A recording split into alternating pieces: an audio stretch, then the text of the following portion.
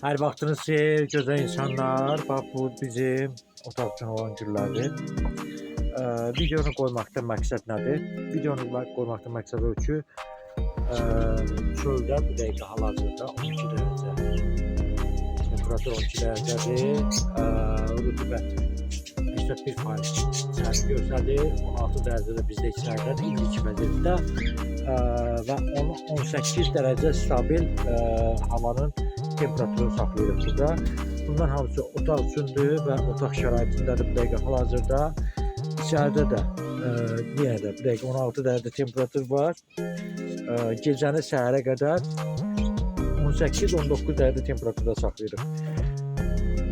Sizlərə məsləhət görürəm ki, otaq üçün olan güllərinizi öncədən yığıb içəridə saxlamağınız məsləhət görülür və sularına cüzi miqdarda, yəni elə miqdarda su verin ki, suya ehtiyacları çox olmasın. Yayda suladığınız suyun 50% aşağı salırsınız. Yayda nə qədər suluyordunuz, onun yarısı qədər. Ki, bu qış vaxtı qoruyub saxlamaq.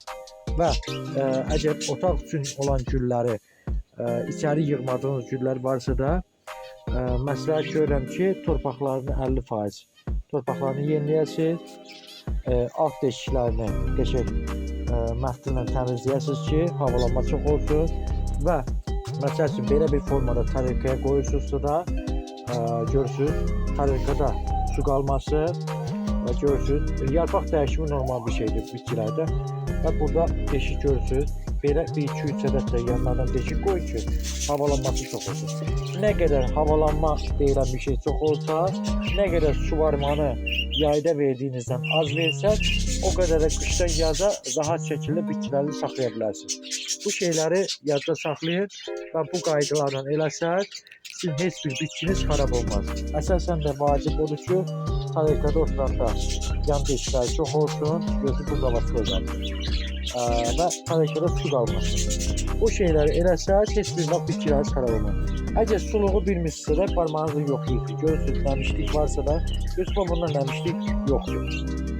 Amma məsələn, içəridə 81% rütubət var.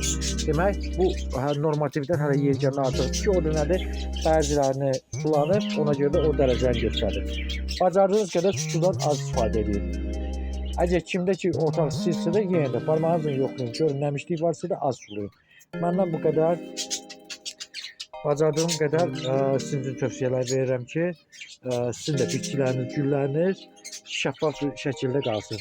Və bir də yarpaqlara tez-tez fikir verin. Hansı zərər verici cücülər olursa da onlara qarşı dərman vurun.